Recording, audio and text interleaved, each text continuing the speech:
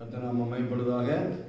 இந்த அருமையான காலவேளையிலே இந்த மாதத்தின் கடைசி நாள் காலையிலே உங்களை பார்ப்பதிலே ஒரு லோகோஸ் வார்த்தை மூலமாக உங்களை சந்திப்பதில் மிகுந்த மகிழ்ச்சி அடைகிறேன். இந்த நாளில் உங்களுக்காக ஒரு வார்த்தையை சொல்லி ஜெபிக்க விரும்பும் இந்த காலையிலே கர்த்தருடைய கரங்கள் நம்மை தொடும்படியாக யாத்ராமத்தின் புஸ்தகம் 20ஆம் அதிகாரம் 3ஆம் வசனம். யாத்ராமம் 20:3. என்னை எண்ணி உனக்கு வேறு தேவர்கள் உண்டாயிருக்க வேண்டாம் என்று சொன்னார் ஆண்டவர்.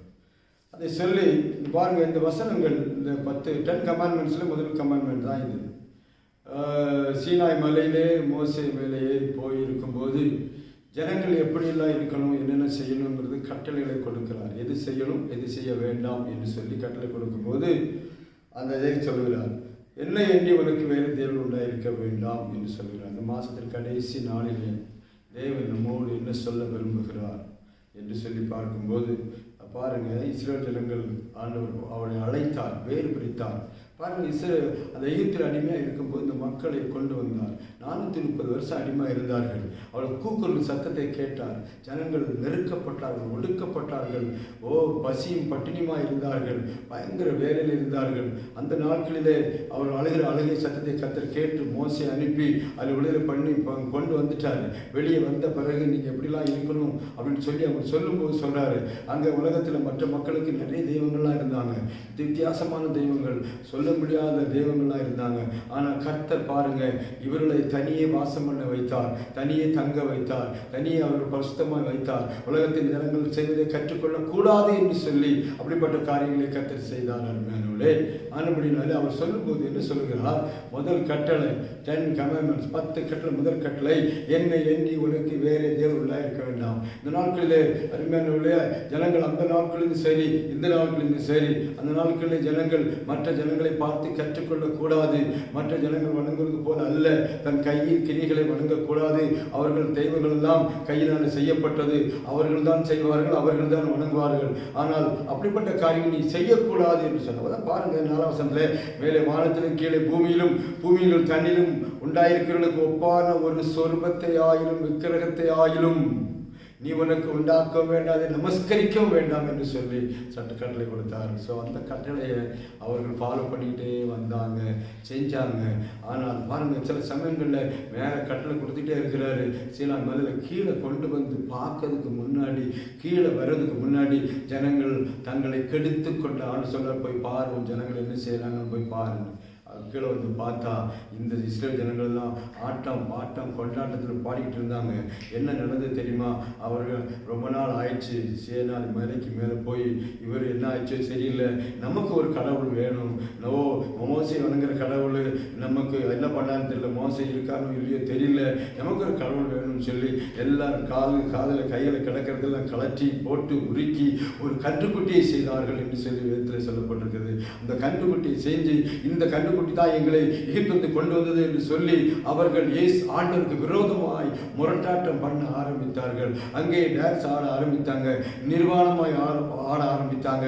இதெல்லாம் கர்த்தர் பார்த்து ரொம்ப வேதனைப்பட்டார். பாருங்க, அங்கே மேலே ஆண்டவர் சொன்னார், கீழே பிசாசு வேலை காரியங்களை செஞ்சு அவளை தனி இழுத்துட்டு போன. இன்றைக்கு அதை தான் நடந்து கொண்டிருக்கிறது. கர்த்தர் ஒரு வார்த்தை சொல்லும்போது அதுக்கு ஆப்போசிட்டாக நடந்து கொண்டு என்ன தேவன் உள்ளாக இருக்க வேண்டாம். இன்றைக்கு நாம தான் பல காரியங்களை செய்து கொண்டிருக்கோம். அருமையினுடைய இந்த கால வேளையிலே கர்த்தர் உங்களுக்கு பார்த்து சொல்லுற ஒரு காரியம், ஆண்டவரை தவிர வேற காரியங்கள், ஆண்டவரை தவிர வேற காரியங்கள், வேற ஆசைகள் வேண்டாம் என்று கர்த்தர் சொல்லுகிறார். ஆண்டவரை பின்பற்றினால் நீங்கள் உண்மையாகவே கர்த்தரை ஆசீர்வாதத்தை பெற்றுக்கொள்ள வேண்டும் நீங்கள் விரும்பினால் அவரை மாத்திரம். ஏனென்றால் வானத்தையும் பூமியை உண்டாக்காத தெய்வங்கள் அல்ல என்று சொல்லப்பட்டிருக்கிறது.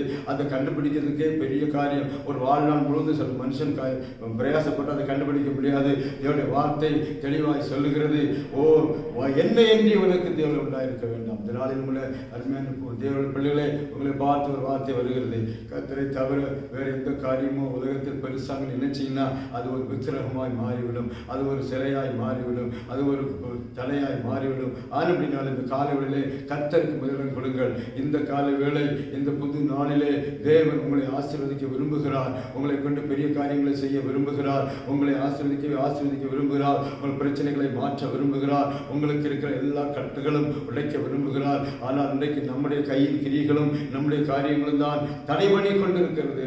அவர் நம்மை ஆசிரியக்கூடாது, கரங்கள் குறுகி போகவில்லை. நம்முடைய ஜெபத்தை கேட்கக்கூடாது, அவர்கள் செவிகள் மந்தமாகவில்லை.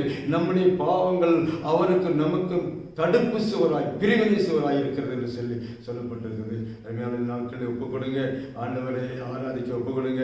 இஸ்ரவேல் ஜனங்கள் அப்படித்தான் இருந்தார்கள். அதனால இஸ்ரவேல் யாரையும் மதிக்க மாட்டாங்க. அன்றிலிருந்து இந்த நாள் வரையிலும் கூட எஸ்தர் புத்தகத்தில் வாசிக்கும் போது மொர்தெகாய் யாரையும் மதிக்க மாட்டான், ராஜா கூட வணங்க மாட்டான். காரணம் தெரியுமா? அவன் வணங்குற ஒரே தெய்வம். அவர் அந்த அதிகாரங்களை வாசிக்கும் போது சாத்ராக் மேஷாக் ஆபேத்நேகோ தூக்கி நெருப்பில் போட்டுருவாங்க. காரணம் நெருப்பு போட காரணம் தெரியுமா? அந்த ராஜாவின் சிலையை வணங்காத ஒரே ஒரு காரணத்தினால்தான்.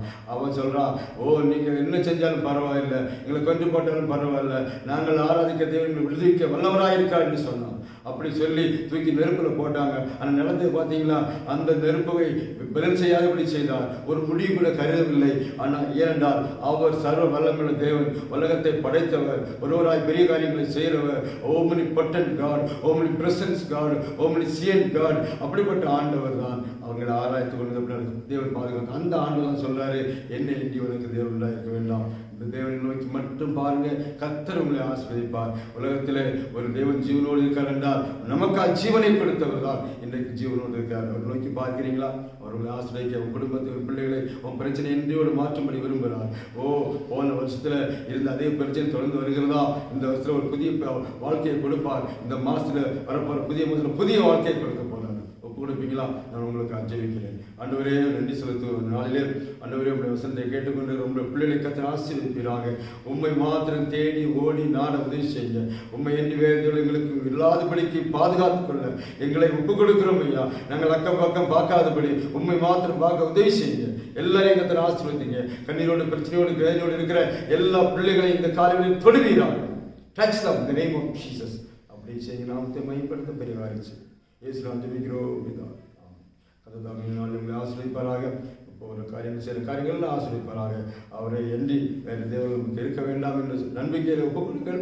கர்த்தர் நம்மை ஆசீர்வதிப்பார். இன்னொரு சுவாத்தின் மூலமாய் சந்திக்கும் வரையிலும் கர்த்தர் நம்ம எல்லாரையும் ஆசீர்வதிப்பார்.